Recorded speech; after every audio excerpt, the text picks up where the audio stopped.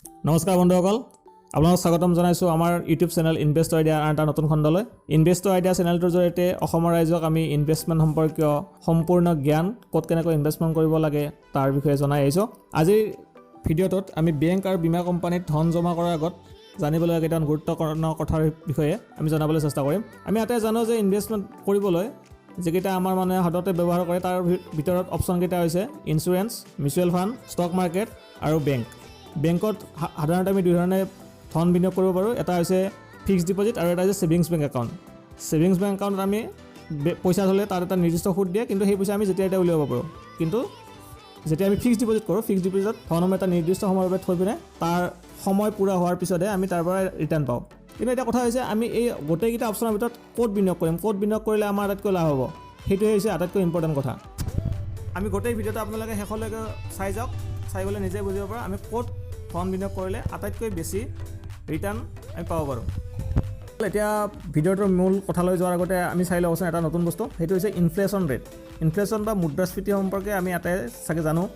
মুদ্ৰাস্ফীতি আমাৰ ভাৰতবৰ্ষত বৰ্তমান ইকনমিক টাইমছৰ ছাৰ্ভে মতে হৈছে সেয়া 5.98%। মুদ্ৰাস্ফীতি মানেনো কি? মুদ্ৰাস্ফীতি মানে হৈছে আজিৰ আপোনাৰ টকাখানি এবছৰ পিছত সেই টকাখানিৰ ভেলুটো একচুৱেলি কিমান থাকিব। মুদ্ৰাস্ফীতি আমি আপোনাৰ চাৰ্টখনৰ পৰা দেখা পাব যে 1984 চনত যিখিনি টকাৰ ভেলু 1 লাখ টকা আছিল, সেয়া 2016 চনত গৈ পৰিছে মুদ্ৰাস্ফীতিৰ কাৰণে 7,451 টকা।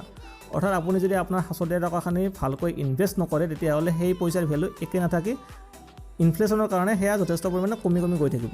তাৰ কাৰণে আমি জানিব লাগিব আমি ইনভেষ্ট কৰা পইচাখিনিৰ ৰিটাৰ্ণ কিমান আহি আছে, বছৰত আমি ইনফ্লেশ্যন ৰেটতকৈ বেছি ৰিটাৰ্ণ পাব পাৰিছোঁ নাই। অ'কে, চাই লওকচোন চাৰ্ট দুখনত।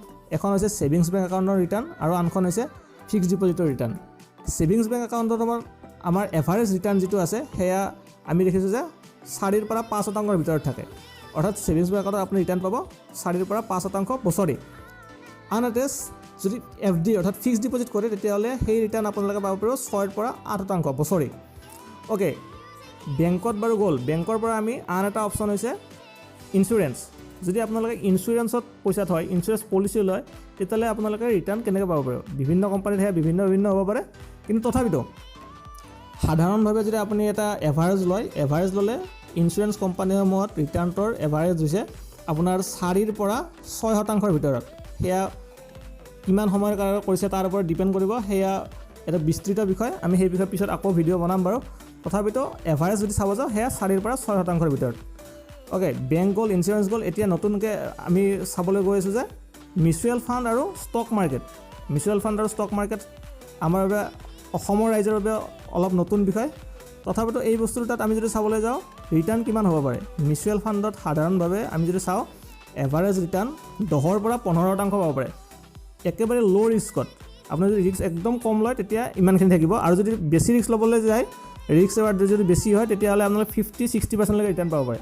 আৰু ষ্টক মাৰ্কেটৰ যিকেইটা একদম ল' ৰিস্কত থকা ষ্টক মাৰ্কেটৰ নিফটি বা চেনচেক্সৰ একেবাৰে টপত থকা কোম্পানী, সেইকেইটা ৰিটাৰ্ণ হৈছে এভাৰেজ ৰিটাৰ্ণ হৈছে 15%ৰ পৰা অ'পেন, অৰ্থাৎ আপুনি 200%, 300%লৈকে ৰিটাৰ্ণ পাব পাৰে। অ'কে, এতিয়া আমি যদি চাবলৈ যাওঁ, আলোচনা কৰা আটাইকেইটা বিষয়ৰ ভিতৰত কোনটো বিষয়ত আপুনি ৰিটাৰ্ণ বেছিকৈ পাব বা কোনটো বিষয়ত আপুনি ইনভেষ্ট কৰিব, কোনটো বস্তুত আপুনি ইনভেষ্ট কৰিব, তেতিয়াহ'লে তাক আমি ইনফ্লেশ্যন ৰেটতকৈ আমি প্ৰকৃততে কিমান ৰিটাৰ্ণ পাইছোঁ সেই বিষয়ে আমি চাব লাগিব। ভাৰতবৰ্ষত আমি ইতিমধ্যে কৈ আছোঁ যে ইনফ্লেশ্যন ৰেট হৈছে 5.98 অথবা প্ৰায় 6%। গতিকে আমাৰ বছৰি পোৱা ৰিটাৰ্ণৰ পৰা যদি ইনফ্লেশ্যন ৰেটটো, মুদ্ৰাস্ফীতি ৰেটটো বাদ দি দিওঁ, তেতিয়াহ'লে যিটো ৰেট আহিব সেইটোৱে হ'ব আমাৰ প্ৰকৃত ৰিটাৰ্ণ। পইচাৰ ভেলুটো আমি বাঢ়িব নে কমিব, তাৰ পৰাই গম পাম যে আমি সঠিক জেগাত ইনভেষ্ট কৰি আছোঁ নে আমাৰ পইচাখিনি একচুৱেলি ইনভেষ্ট যদিও কৰিছোঁ তাৰ আমাৰ লোকচান হৈ আছে। চালে দেখা পাব যে savings bank account, fixed deposit আৰু ইঞ্চুৰেঞ্চ পলিচিত আমাৰ ইনফ্লেশ্যন ৰিটাৰ্ণতকৈ ৰিটাৰ্ণ কমকৈ আহে। অৰ্থাৎ আমি তাত পইচা হেৰুৱাই থাকোঁ। পইচা লাভ হয় ক'ত?